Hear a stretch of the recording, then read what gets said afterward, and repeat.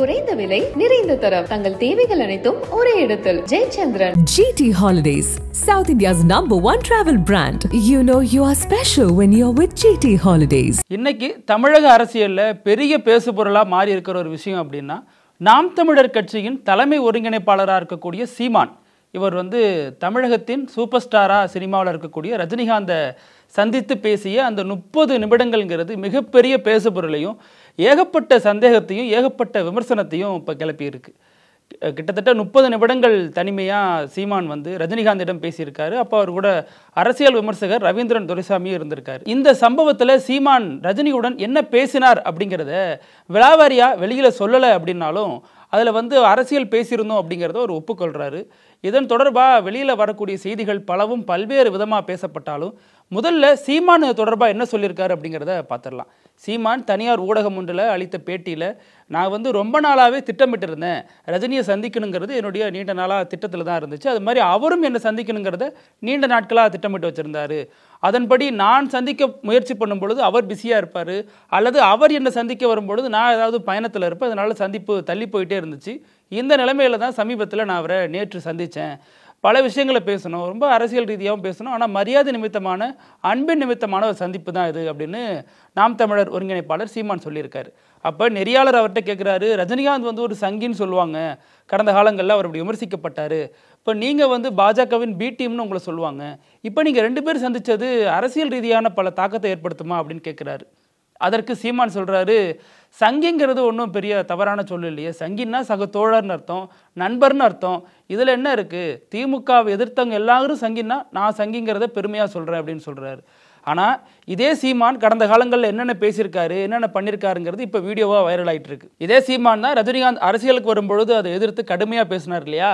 அப்போ மேடையில் பேசுகிறாரு, சொற்றை போட்டுக்கிட்டு இமயமலைக்கு போனோமா சவனேன்னு இருந்தமான்னு இல்லாமல் எதுக்கு நீ அரசியலுக்கு வரீங்க, வெற்றிடத்தை நிரப்ப வர்றேன்னா இப்போ சுடுகாட்டில் கூட தான் வெற்றிடம் இருக்குது அப்படின்னு ரஜினிகாந்தை மிக கடுமையாக பேசியிருந்த வீடியோவில் இப்போ வைரல் ஆகிட்டு இருக்கு. இமயமலைக்கு போகிறத விட்டுவிட்டு இந்த வேலை உங்களுக்கு வேண்டாம்னு நம்ம சொன்னால் கேட்கறது இல்லை. நான் வருவேன், ஒரு வெற்றிடம் இருக்கிறது, சுடுகாட்டில் கூட நிறைய வெற்றிடம் இருக்குது, வெற்றிடம் இருக்குது, என்னத்தை வெற்றிடம் இருக்குது. அதன் தொடர்ச்சியாகவே இன்னொரு வீடியோ வைரலாக வருது. சீமான் ஒரு மேடையில் பேசுகிறாரு, யாரை பார்த்தரா சங்கிங்கிற, யார் சங்கி அப்படின்னு சொல்லிட்டு அடுத்து செருப்பை தூக்கி காட்டுறாரு. அந்த வீடியோவும் இப்போ வைரல் ஆகிட்டு வருது. யாரடா பார்த்து யாரடா சங்கிங்கிற, செருப்பு இருப்பாரு, எப்படிப்பட்ட செருப்பு பார்க்குற. இதன் தொடர்பாக அரசியல் ரீதியாக வேறு சில கருத்துகளும் சொல்லப்படுது. என்ன சொல்கிறாங்க அப்படின்னா, இப்போ தமிழக வெற்றி கழகத்தின் தலைவராக இருக்கக்கூடிய விஜய் அரசியல் கட்சி தொடங்கியிருக்காரு இல்லையா. இவர் அரசியல் கட்சி தொடங்கும் பொழுது சீமான் இவருடன் ரொம்ப இணங்கி போவார் அப்படின்னு எதிர்பார்க்கப்பட்டுச்சு. ஆனால் விஜய் தனது கட்சியினுடைய கொள்கை அப்படின்னு சொல்லிட்டு 2 கண்களாக திராவிடத்தையும் பார்க்குறேன் தமிழ் தேசியத்தையும் பார்க்குறேன்னு சொன்ன இடத்துல இருந்து இருவருக்குமான மோதல்ங்கிறது ஆரம்பிச்சிடுச்சு. இதை பயன்படுத்தி தான் அரசியலில் எதிரிக்கு எதிரி நண்பன் அப்படிங்கிற பாணியில் சீமான் ரஜினியோட கைகோர்க்கிறாரு அப்படிங்கிற தகவலும் சொல்லப்படுது. ஆனால் ரஜினி தான் அரசியலே இல்லையே, அவரோட கைகோர்த்து என்ன பண்ண போறாரு அப்படின்னு இன்னொரு கேள்வியும் எழுப்புறாங்க. ஆனால் சீமான் ரஜினியிடம் தனக்கான ஆதரவை கொடுங்க அப்படின்னு கேட்டதாக சொல்லப்படுது. ஏன்னா விஜயை சினிமா ரீதியாக எதிர்க்கிறது ரஜினி அப்படிங்கிற தகவலும் சொல்லப்பட்டுச்சு. கடந்த காலங்களில் ரஜினிகாந்த் தன்னுடைய ஒரு மேடையில் கழுகு கதை காக்கா கதை சொல்லி விஜயை சீன்னதாக சொல்லப்பட்டுச்சு. அதற்கு அடுத்து ஒரு மீட்டிங்கில் கூட, அதாவது ஒரு பொது நிகழ்ச்சியில் கூட ரசிகர்கள் மத்தியில் விஜய் என்ன சொல்கிறார் அப்படின்னா, காக்கா கழுகுன்னு சொல்லிட்டு அவருக்கு பதிலடி தரதா இருக்குது. ஸோ இந்த காக்கா கழுகு அரசியல், இவர்களுக்கு இடையில் உள்ள அரசியல்லாம் பயன்படுத்தி தான் விஜய்க்கு எதிரான அரசியலில் ரஜினி மூலமாக சீமான் முன்னெடுக்க போகிறாரு அப்படிங்கிற தகவலும் சொல்லப்படுது. இதில் ஒரு ஊர்ஜிதப்படுத்தப்படாத தகவல் ஒன்று உலா வருது. கடந்த காலங்களில் உங்களை பற்றி நான் தவறாக பேசியிருந்தால் அதற்கு வருத்தம் தெரிவிச்சுக்கிறேன்னு அப்படின்னு இந்த மீட்டிங்கில் அவர் சொன்னதாகவும் தகவல் வெளியாகிட்டு வருது. இதில் சங்கிங்கிற வார்த்தை பேசுபொருளாகுது. சங்கின்னா என்ன அப்படின்னு பெரும்பாலானவங்க சொல்கிறாங்க அப்படின்னா, ஜனசங்கத்திலிருந்து பிரிந்து வந்தது தான் சங்கி. அதாவது அந்த சங்கத்தில் இருக்கிறவங்க எல்லாரும் தன்னை சங்கின்னு தன்னைத்தானே அழைச்சிப்பாங்க. அது பிற்காலங்களில், அதாவது தற்காலத்தில் அது பிஜேபியை விமர்சிக்கக்கூடிய ஒன்றா இருக்குது. நடைமுறைக்கு எதிராக, அதாவது இயல்பாக போகக்கூடியக்கு எதிராக, முற்போக்கான சிந்தனைகளுக்கு எதிராக செயல்படுறவங்களுக்கு சங்கிங்கிற பெயர் தரும் அப்படிங்கிற வகையில் திராவிட கருத்தியல் சார்ந்தவங்க சொல்கிறாங்க. இதுதான் அந்த சங்கிக்கான அர்த்தம். அதாவது சங் பரிவார்கள் ஜனசங்கம் இதில் தொடர்ந்து பயணிக்கிறவங்க இப்படி சொல்கிறாங்க. இப்போ சீமான் கருத்துப்படி சங்கின்னா நண்பர்கள் அப்படின்னா, அப்போ கடந்த காலங்களில் ஐஸ்வர்யா ரஜினிகாந்த் எங்கள் அப்பா ஒன்றும் சங்கி இல்லையே, சங்கியா இருந்திருந்தால் லால் சலாம் படத்தில் நடிச்சிருப்பாரா அப்படின்னு அந்த சங்கிங்கிற விமர்சனம் குறித்து பதில் எழுப்பியிருந்தார். இதையெல்லாம் எப்படி சீமான் பார்க்குறாரு அப்படிங்கிற கேள்வியும் இப்போ சமூக வலைதளங்களில் முன்வைக்கப்பட்டு வருது. அதே மாதிரி இன்னொரு தகவலும் இந்த டைம் பீரியட்லேயே வெளியாகிருக்கு. என்னன்னா, கடந்த காலங்களில் இப்போ சீமான் கட்சியிலேருந்து பல முக்கிய நிர்வாகிகளும் திருச்சி, தருமபுரி, இந்த மாதிரி கிருஷ்ணகிரி, இந்த மாதிரி மாவட்டங்கள்லேருந்து பல முக்கிய நிர்வாகிகள் தொடர்ந்து கட்சியிலிருந்து வெளியேறிட்டு வராங்க. அந்த நிலையில தான் இப்போ இந்த சம்பவம் பேசப்படுற இதே நாளில் தான் கோவை வடக்கு பகுதியில் உள்ள நாம் தமிழர் நிர்வாகிகள் பலரும் அந்த கட்சியிலிருந்து கூண்டா வெளியேறியிருக்காங்க. இதன் தொடர்பான செய்திகளும் இப்போ பேசப்பட்டு வருது. இப்போ அதிமுக பொதுச் செயலாளர் எடப்பாடி பழனிசாமி தலைமையில் சமீபத்தில் ஒரு மீட்டிங் நடந்துச்சு. அதன்படி கள ஆய்வு கூட்டம் அப்படின்னு சொல்லிட்டு ஒரு கூட்டத்தை போட்டு ஒவ்வொரு மாவட்டங்களுக்குமான பிரதிநிதிகளை, முக்கிய நிர்வாகிகளை பிரித்து விட்டு அங்கே போயிட்டு எப்படி செயல்பட்டால் வரவிருக்கக்கூடிய சட்டமன்ற தேர்தலில் நம்ம ஆட்சியை பிடிக்கலாம் அப்படிங்கிற நோக்கத்தில் தொடர்ந்து கள ஆய்வு கூட்டங்கள் பல்வேறு மாவட்டங்களில் தமிழகம் முழுவதும் அதிமுக சார்பாக நடத்தப்பட்டு வருது. அந்த மீட்டிங்கில் பல இடங்கள்லையும் தலைவர்கள் பேசுகிறதே பெரிய சர்ச்சைக்குரிய பொருளாக மாறிட்டு வருது. குறிப்பாக அதிமுகவின் துணை பொதுச் செயலாளராக இருக்கக்கூடிய மிக மூத்த தலைவருமான KP முனுசாமி என்ன சொல்கிறாருன்னா, வரவிருக்கக்கூடிய தேர்தல்ங்கிறது நமக்கு வாழ்வா சாவா தேர்தல், அதாவது அதிமுக அதில் ஜெயிக்கலன்னா அவ்வளோதான் அப்படிங்கிற மாதிரி அவர் கருத்து பதிவிட்டு இருந்தார்.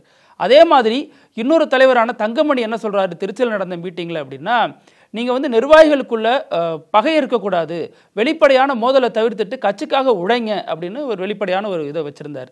அதே மாதிரி திண்டுக்கல் சீனிவாசன் பேசுனது தான் மிகப்பெரிய ஹைலைட் ஆகி பெரிய சர்ச்சைக்கு வித்துட்டுச்சு. கட்சிக்காரங்க எல்லாம் உழைக்கிறதுக்கு கூட ADMK காரங்களே காசு கேட்குறாங்க, 5000 ரூபா கேட்குறாங்க. முன்னாடி 200 ரூபா கேட்டுட்டு வேலை பார்ப்பாங்க, இப்போ 5000 ரூபா கேட்குறாங்கன்னு சொல்லிட்டு அதற்கடுத்து கூட்டணி கட்சிகள் இருக்குல்ல, கூட்டணி கட்சிகள் அதிமுகவில் வர்றதுக்கு கூட 50 கோடி 100 கோடின்னு பேரம் பேச வேண்டியதாக இருக்குது. 20 சீட்டு இந்த மாதிரி பேரம் பேச போக இப்போ எல்லாமே பேரமாக மாறிடுச்சு. ஒரு கூட்டணியை வடிவமைக்கிறதுக்கு அதிமுக பொதுச் செயலாளர் எடப்பாடி பழனிசாமி ரண வேதனையில் இருக்காரு அப்படின்னு தனது கருத்துக்களை வெளியிட்டிருந்தார். இந்த நிலைமையில தான் இப்போ திருநெல்வேலியில் நடந்த அதிமுக கள ஆய்வு கூட்டத்தில் பெரிய மோதலே நடந்திருக்கு. இது முன்னாள் அமைச்சராக இருக்கக்கூடிய SP வேலுமணியோட கண் முன்னாடியே இந்த சம்பவம் அரங்கேறி இருக்கு. இது தொடர்பான வீடியோ காட்சிகள் வைரல் ஆகிட்டு வருது. இப்போ அதில் என்ன பெரிய பிரச்சனை அப்படின்னா, அதிமுகவின் மாவட்ட செயலாளராக இருக்கக்கூடியவருக்கும் அங்கே இருக்கக்கூடிய கொள்கை பரப்பு செயலாளர் சார்ந்தவர்களுக்கும் அந்த 2 பிரிவாக பிரிஞ்சுக்கிட்டு அடிச்சுக்கிறாங்க. இதில் கேமராமேனோட ட்ரைபேட்ஸ், அங்கே நிறைய செய்தியாளர்கள்லாம் குழும்பி இருந்தாங்க, செய்திகளை கவர் பண்ணிட்டு இருந்தாங்க. கேமராமேனோட ட்ரைபேடை பிடுங்கி 2 தரப்பும் தாக்குதல் நடத்தியிருக்காங்க. இதில் SP வேலுமணி சொல்கிறாரு, தம்பி அமைதியாரு இல்லைன்னா வெளில போ அப்படிங்கிற மாதிரி சொல்லியுமே அங்கே அடிச்சுக்கிறவங்க இவர் பேசுகிறத காதலே வாங்காமல் தொடர்ந்து மோதல் தான் நடந்துட்டு இருந்துச்சு. அதற்கப்புறம் நீண்ட நேரம் கழித்து அவங்க சமாதானப்படுத்தப்பட்டு அங்கே இருக்கக்கூடிய இருக்கையில் அமர வைக்கப்பட்டாங்க. பகுதி செயலாளர் பதில் சொல்லுவேன்னு சொன்னா அப்புறம் நாங்களும் பதில் சொல்லுவோம்ல, பதில் சொல்லுவீங்க.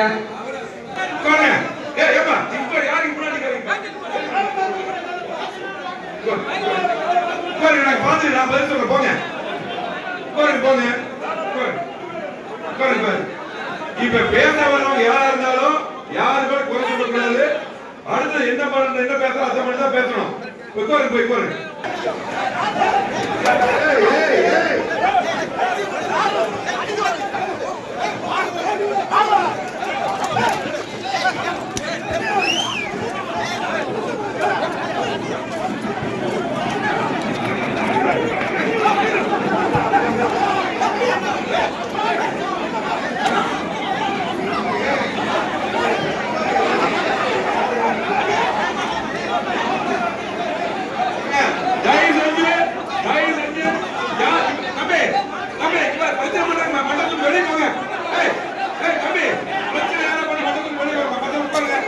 இந்த பிரச்சனை ஏன் வருது அப்படின்னா, அங்கே இருக்கக்கூடிய மாவட்ட செயலாளர் கணேஷ் ராஜாங்கிறவருக்கு எதிராக கொள்கை பரப்பு செயலாளர் சார்பாக இருக்கக்கூடிய சில நிர்வாகிகள் கடுமையான வாக்குவாதம், அதாவது குறிப்பாக ஒரு பணியே செய்யலை அதிமுகவில் அப்படின்னு சொல்லிட்டு பேசுனதுனால தான் அந்த பிரச்சனை வந்துச்சு.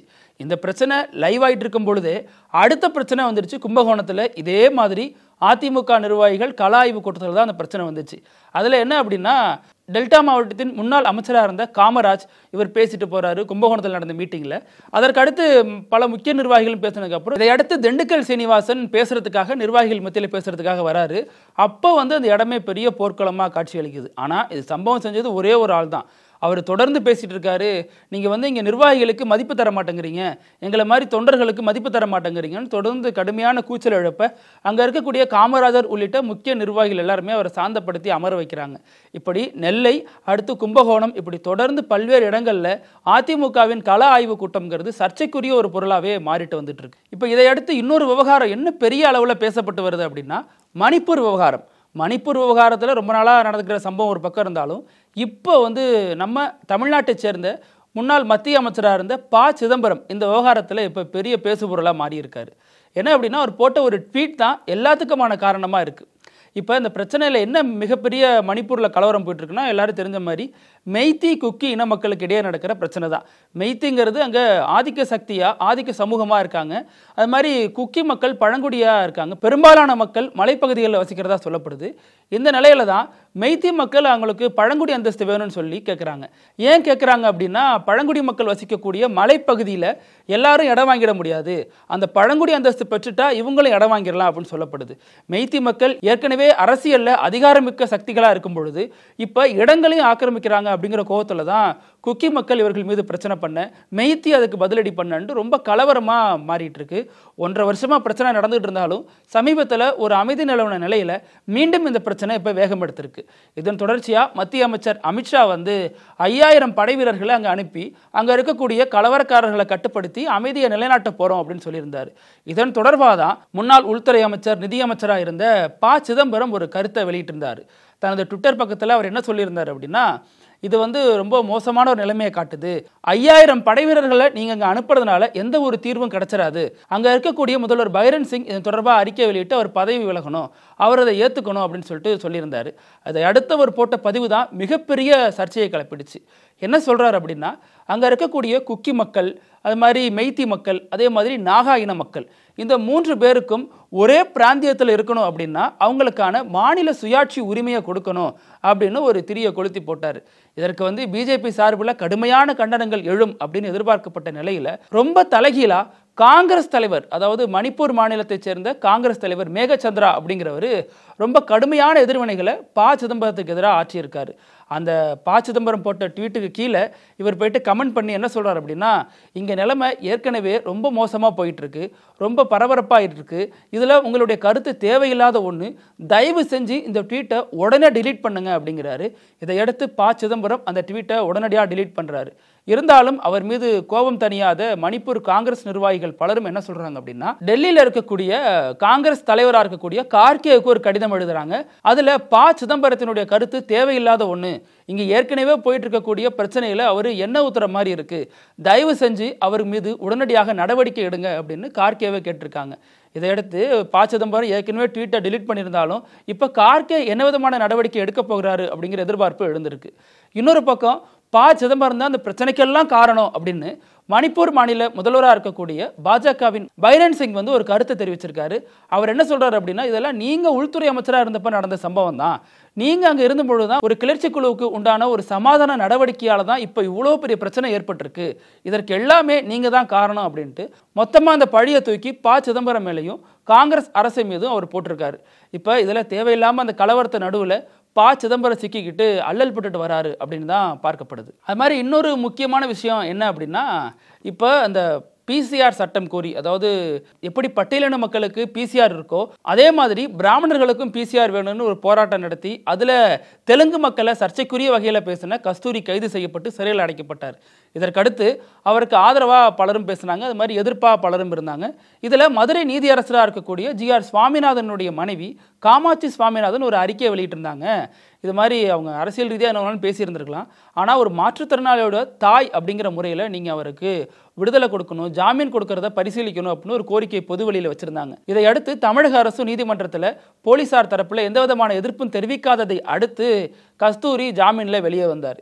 இதையடுத்து தான் அவர் வந்து செய்தியாளர்களை சந்திச்சார். அப்போ வந்து எல்லாருக்கும் நன்றி சொல்கிறார், எனக்கு ஆதரவாக சொல்லி அனைத்து தலைவர்களுக்கு நன்றி, கருத்து வேறுபாடு இருந்தாலும் என்னை ஆதரித்த தலைவர்களுக்கு நன்றி, புழல் சிறையில் என்னை நல்லபடியாக பார்த்துக்கிட்ட அனைவருக்கும் நன்றி, அது மாதிரி எனக்கு ஆதரவாக வெளியில் வந்தோடனே எனக்கு ஆதரவு தெரிவித்த பலருக்கும் நன்றி அப்படின்னு பலருக்கும் நன்றி அப்படின்னு சொல்லிட்டு, உயிருக்கு உயிராக என்னை நேசித்த மக்களுக்கும் நன்றின்னு சொல்லிட்டு கடைசியாக சொல்கிறாரு, சிறு குரலாக இருந்த என்னை சீரும் புயலா மாற்றிய அனைவருக்கும் நன்றி அப்படின்னு ஒரு போட்டு போறாரு. இது வந்து இப்போ பேசு பொருளாக மாறி இருக்கு.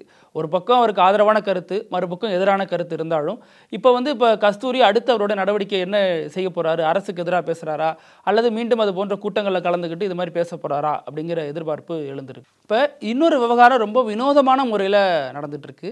இது என்னன்னா, அமரன் படத்தை பற்றிய சர்ச்சையாக தான் இருக்கு. குறிப்பாக அமரன் படம் வந்து மேஜர் முகுந்த் வரதராஜன் அப்படிங்கிற முன்னாள் இராணுவ வீரனுடைய வாழ்க்கை கதையை மையமாக வச்சு எடுக்கப்பட்ட படம். இந்த படத்தில் இருவேறுபட்ட கருத்துக்கள் வந்துச்சு. என்னென்னா, ஒரு தரப்பில் வந்து அவர் வந்து இராணுவ வீரராக மட்டும் பாருங்க அப்படின்னாங்க. இன்னொரு தரப்பில் அவர் ஏன் வந்து நீங்கள் பிராமணராக காட்டலை அப்படிங்கிற இன்னொரு கேள்வி எழுந்துச்சு. இதையெல்லாம் தாண்டி அந்த படம் வசூல் ரீதியாக மிகப்பெரிய வெற்றியை குவிச்சிருக்கு. இந்த நிலையில் சம்மந்தமே இல்லாமல் இந்த படத்தால் இன்னொரு நபர் பாதிக்கப்பட்டிருக்காரு அப்படிங்கிறது தான் மிகப்பெரிய ஒரு வினோதமாக பார்க்கப்படுது.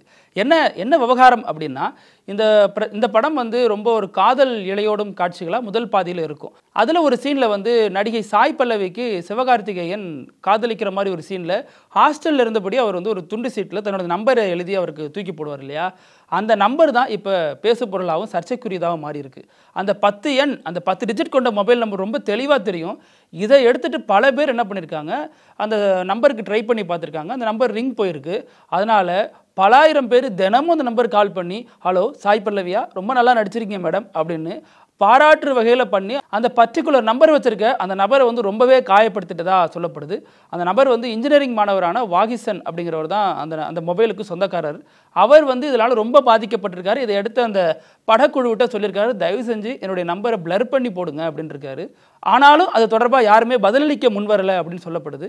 அது மாதிரி இன்னொரு விஷயம் என்னன்னா, அவர் மீண்டும் வந்து அந்த படக்குழுவை தொடர்பு கொண்டிருக்காரு. ஆனாலும் பதிலளிக்காத காரணத்தினால கடுமையான மன உளைச்சலுக்கு ஆளாகி, அதனால 1 கோடி ரூபாய் எனக்கு இழப்பீடு வேணும் அப்படின்னு கேட்டு நோட்டீஸ் கொடுத்துருக்கதா தகவல் வெளியாயிருக்கு. ஒருத்தங்களுக்கு எத்தனையோ வடிவத்தில் வந்த சிக்கலை பார்த்துருப்போம்.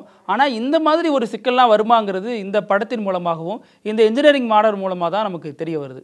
இதே மாதிரி மேலும் பல்வேறு செய்திகளோட நாளைக்கு அழகோட சந்திக்கிறேன். நன்றி. சினிமா தளபதி இன்று அரசியல் தலைவர். தடைகள் 1000 கடந்த கதைகள் சொல்லும் விறுவிறுப்பான நக்கீரன் பப்ளிகேஷன் புத்தகங்கள் உங்கள் நக்கீரன் பதிப்பகத்தில். நக்கீரன் டிவிக்கு சப்ஸ்கிரைப் செய்யுங்கள். உங்கள் ஆதரவே எங்கள் பலம். ஆசிரியர்களுக்கு நண்பனாகவும் மாணவர்களுக்கு ஆசானாகவும் திகழும் தேர்வு வழிகாட்டி. ஒவ்வொரு பாடத்திற்கும் அனுபவமிக்க ஆசிரியர்களின் துல்லியமான தெளிவான விடைகள். CNC இருக்கு, தேர்வு பயம் எதற்கு? இது தீரன் பப்ளிஷிங் ஹவுஸ் விற்பனை வெளியீடு.